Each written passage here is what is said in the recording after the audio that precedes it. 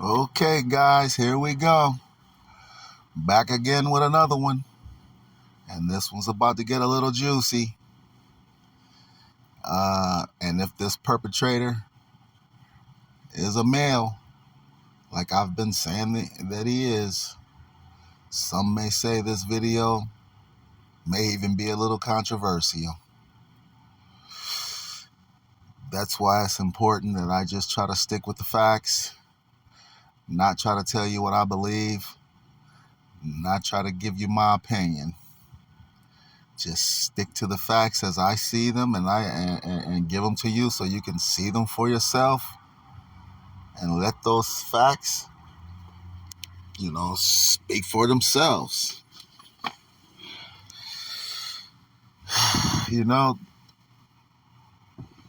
This picture here of John Ramsey holding JonBenet in this picture frame of a heart is beautiful. I'm here to tell you that this picture right here is actually the most symbolic picture in this crime. Okay? People want to know why this crime happened. The why. Why did this have to happen? Okay? I'm here to tell you that the why this crime happened is because of love and revenge. The facts speak to this. I'm here to tell you that JonBenet is not even the target of this crime. I'm here to tell you that the facts of this case speak to the target of this perpetrator is still alive today. I want you to let that sink in for a moment. The target of this unsolved crime is actually still alive. And his name is John Ramsey, the guy holding this photo of JonBenet in the heart-shaped picture frame. Some people out there may be saying I might be out of my mind for saying that. I mean, okay, if you don't believe me, let's listen to John Ramsey. He'll tell you himself, okay? John Douglas, who's probably the premier crime profiler, started that whole FBI program, crime profiling. We spent some time with him over a period of time, and his profile of this was that this was a fairly young person, 20s to 30s, fascinated with the movies because there's some movie quotes in the ransom note. And it was either very angry at you personally, John, or very jealous of you, John. This wasn't about JonBenet. That's John's assessment. And do you still believe that? I think that's part of it. I really do. But whoever did this is... Okay. And you just heard it for yourself. Like I say, I just speak the facts. Let the facts speak for themselves so you can see it for yourself. John Ramsey just confirmed what I just told you. That the target of this crime, according to John Ramsey and John Douglas, the former FBI profiler, the guy who actually invented criminal profiling, they both agree, John Ramsey and John Douglas, that the target of this perpetrator is still alive. And his name is John Ramsey. And this perpetrator was hanging around John, quote unquote, was jealous of John. And as the facts state in this case, wanted to get revenge on John. Okay? So the case is not about JonBenet Ramsey. The case is not about money. It's not about $118,000. Was it a part of it? Did the perp want $118,000? Sure. Icing on the cake. If you're going to give a perp $118,000 on top of everything else he just did to John to get revenge, yes, he'll take the $118,000. So let's go through it. Let's go through the facts here. Most homicides happen because, there's many reasons why they happen, of course. Serial homicides, people just unexplained homicides, people just do what they want to do. But the top 3 reasons, according to statistics, for homicides are money, revenge, love, and more than likely, one of these reasons, or two of these reasons, or all of these reasons are the reasons why this case happened. One of these 3 reasons at least is the reason JonBenet was taken out.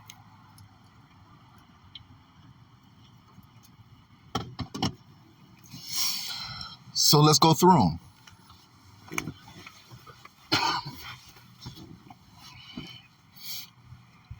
Is this case about money? The facts say no, this case is not about money. Why? The perp left the body in the home. Okay? The perp came down the stairs with JonBenet. There's a door, literally feet away from where the ransom notes were left. Somebody went out that door before cops arrived because it was found open.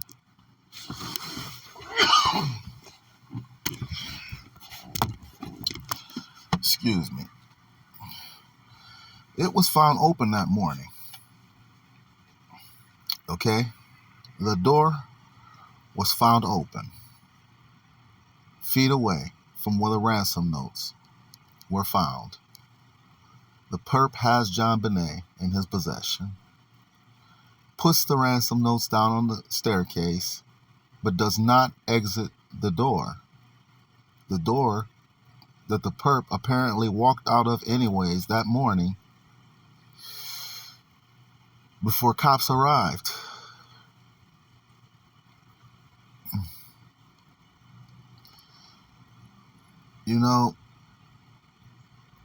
That proves that this is not about a kidnapping.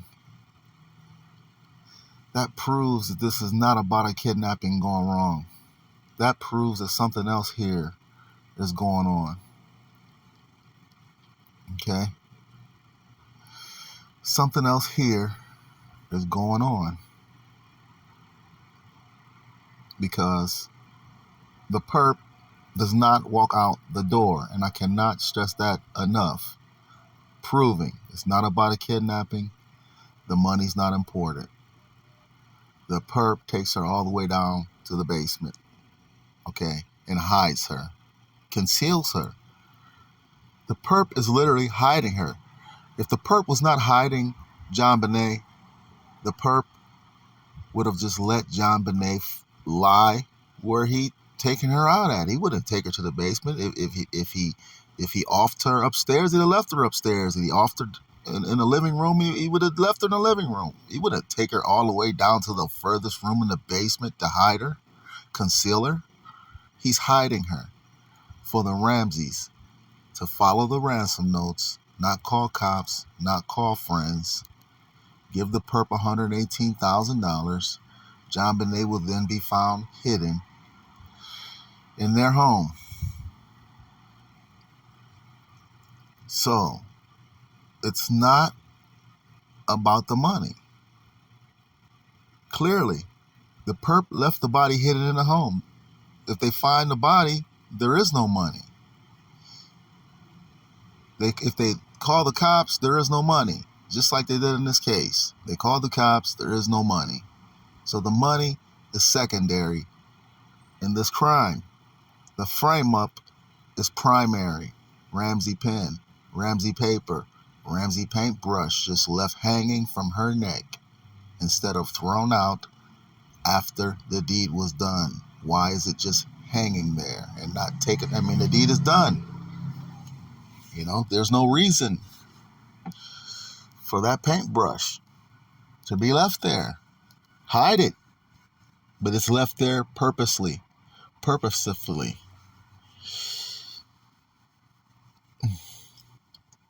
to get the Ramseys arrested.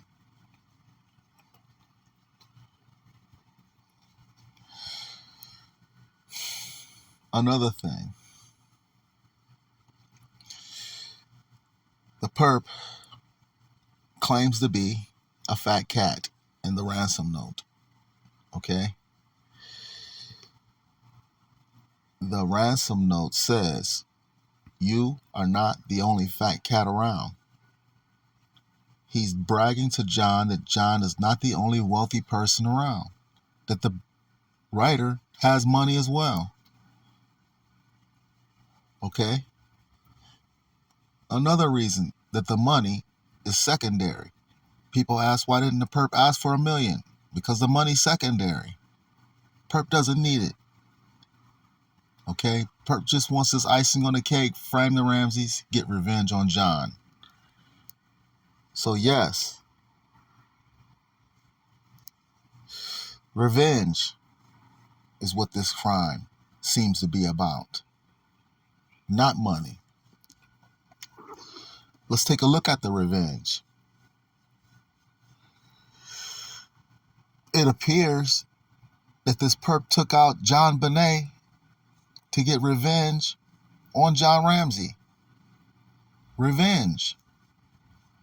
Some might say, oh, if they wanted to get revenge on John Ramsey, why not just take out John Ramsey? Well, you know, perps do what they do, but there has been instances in which perps have taken out children to get revenge on others. Okay? Just to watch the other sit around and suffer in life for what has happened. Okay, that's revenge. I can think of a case off the top of my head in Las Vegas years ago, maybe 5-10 years ago. A woman named Brenda Stokes was involved in a love triangle. She took out the child of one of her lovers. You know? She took it out to get revenge on him. And then she apparently went to the Bellagio Hotel and slashed the other lover right on the Bellagio floor. She was a blackjack dealer as she's working the blackjack table. Check it out if you like. So people get revenge on others by taking out children. It happens. JonBenet was just a pawn in this. Okay?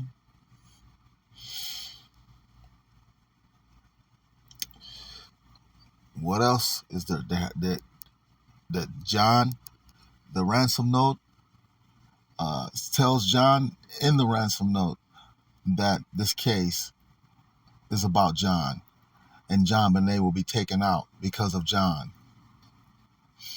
You know, that's what the ransom note says. This case is about John, and JonBenet will be taken out because of John. Okay? Getting revenge on John.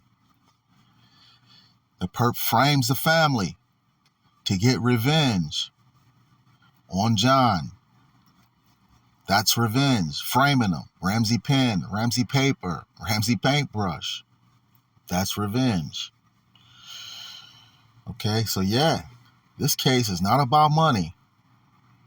It seems to be about revenge on John Ramsey. Okay? That's what the facts are showing us. And I'm just trying to show you the facts.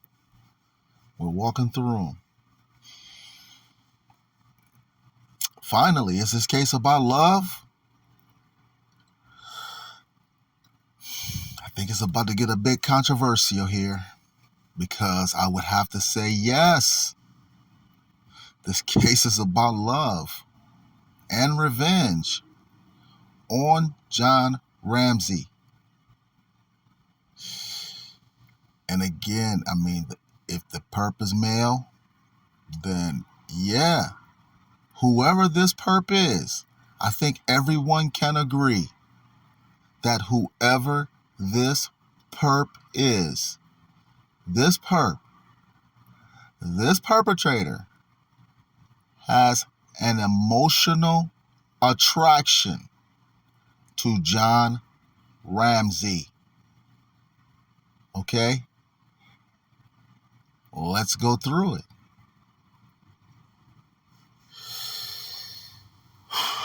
Okay. Let's look at the ransom note. Let's just look at the ransom note. The long, 2.5 page? The longest ransom note in history? The long, drawn out, emotional ransom letter? Why so much emotions? Okay? It's more like a letter between two lovers who are having a disagreement, an argument.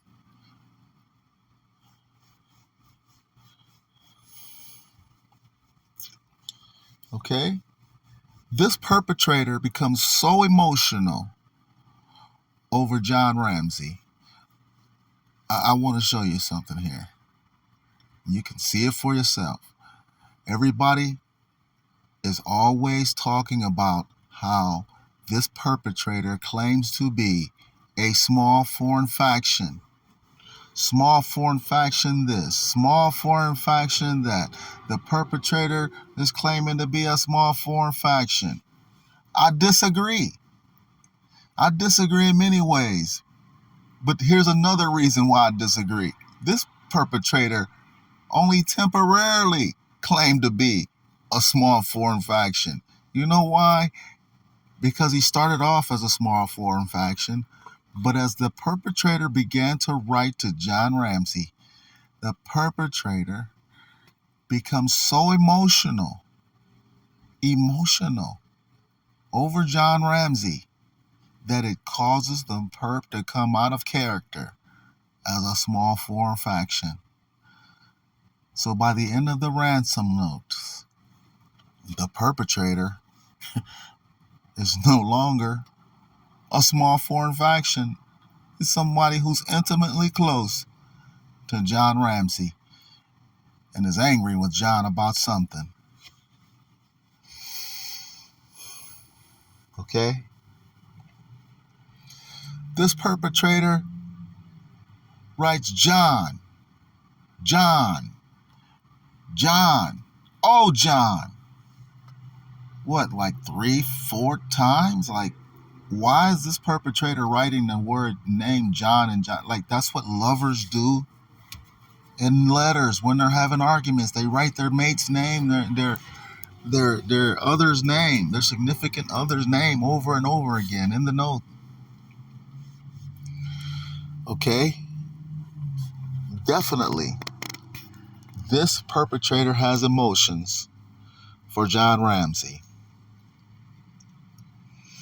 And finally, this perpetrator is sneaking around another man's home, in my perpetrator's case, which I believe is a man, sneaking around another man's home on Christmas Day, stalking another man in his home, hiding under his bed when he should be at home with his own family, watching a football game, unwrapping his presents, talking to family. You know, why on Christmas Day is this perpetrator writing an emotional letter, can't stand the character, hiding under this person's beds, hiding in his closets, coming out of his closets, and committing this crime.